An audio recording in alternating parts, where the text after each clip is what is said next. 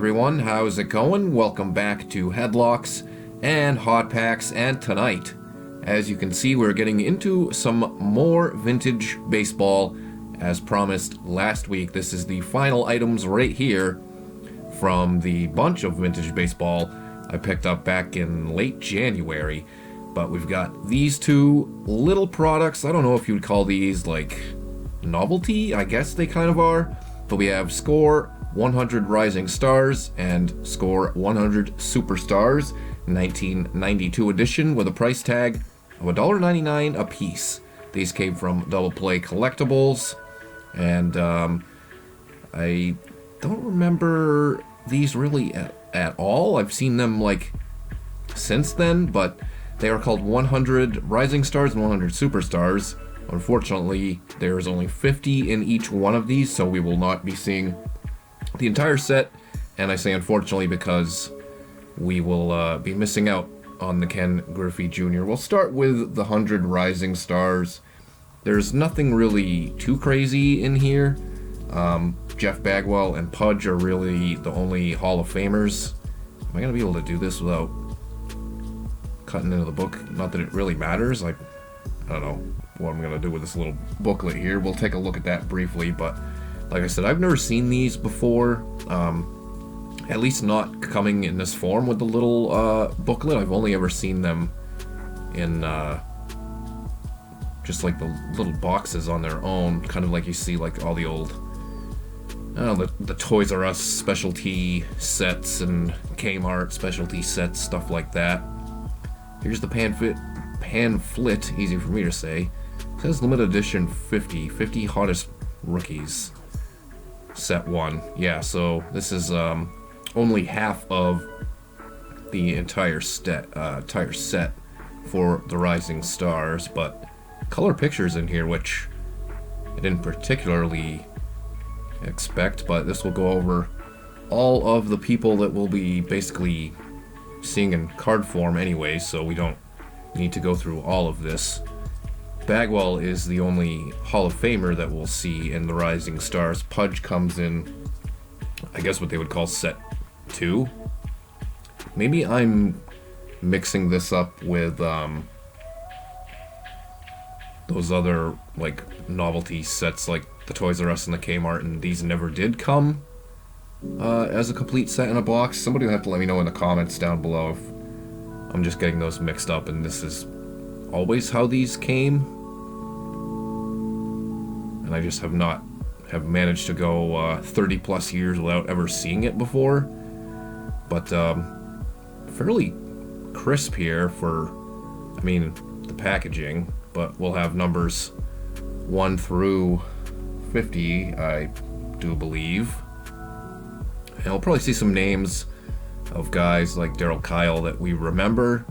Luis Gonzalez wasn't a bad player, but there'll probably be a lot of guys who were big name prospects, I imagine, that did not really work out. I could be wrong. We shall see. I definitely recognize the majority of these names. There's Jeff Plimpton for the Red Sox. He didn't really have much of a career, at least not for Boston. Chris Haney with some pack dust on there. I don't know how that would happen in a cello wrapper like that. Some printing specs on that one. Pete Schurik, Jeff Conine. This would have been his second year. Bernard Gilkey, Wes Chamberlain. Yeah, so lots of names people my age will definitely remember. Heathcliff Slocum. I don't think did he really go by Heath at one point? I don't really remember that. There's Jose Offerman. David Segui was kind of a big name prospect who he definitely was never like a superstar, but he had an okay career. There's the Jeff Bagwell, the throwback Astros unis, Kevin Morton, Dressendorfer. I feel like you have to say that name in an Arnold Schwarzenegger accent. Chris Dressendorfer. I promise that will be the last time I do that. Terry Shumpert.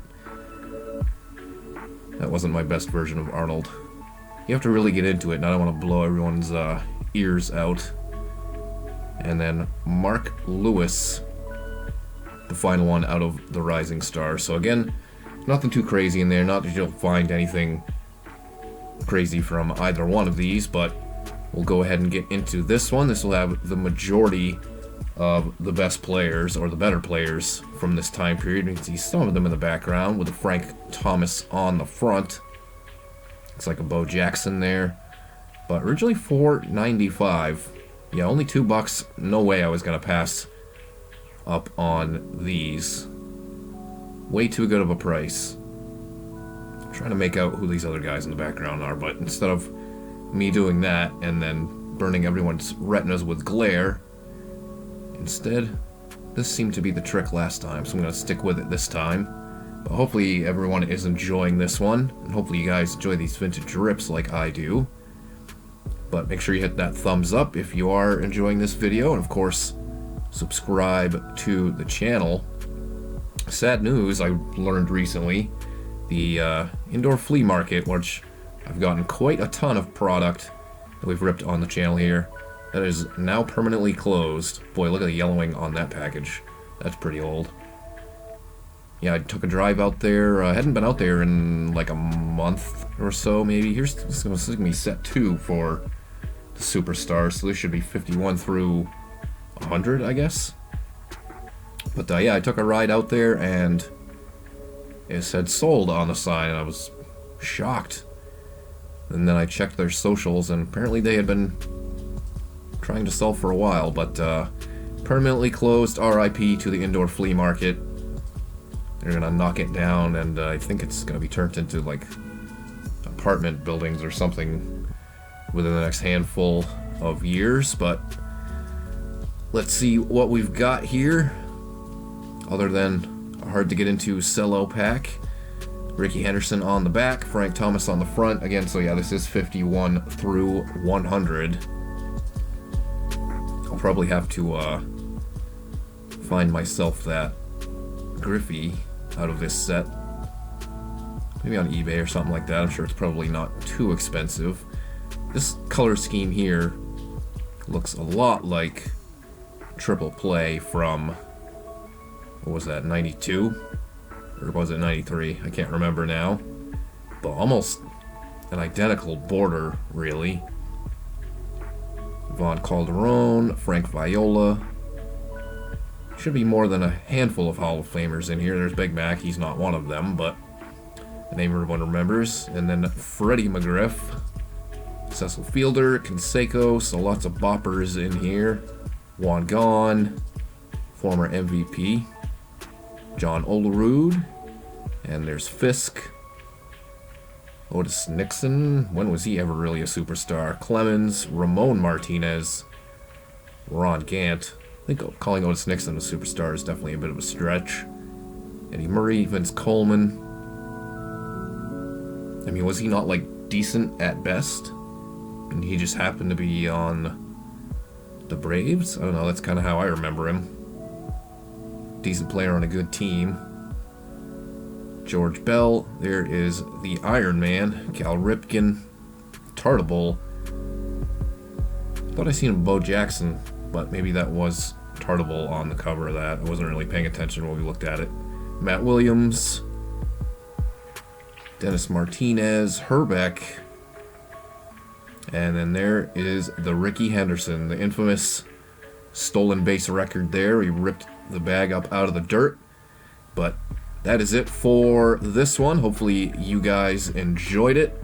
Not sure what we'll be getting into next week. I have been kind of scouring eBay for some vintage stuff that is at least affordable, or at least somewhat fairly priced, to try and offset now the loss of the indoor flea market. But that will have to be in the future, because I'm still waiting on those things to arrive. I do have some more modern here that we can get into, so that's probably what we'll do next week. I've got some blasters here. Possibly we will be doing that, but make sure you come on back and see what I tend to get into next Thursday night here for our weekly card rip. Check out all the other fun stuff here on the channel as well. But that's it for tonight. Have a good one, guys. I'll see you on the next one.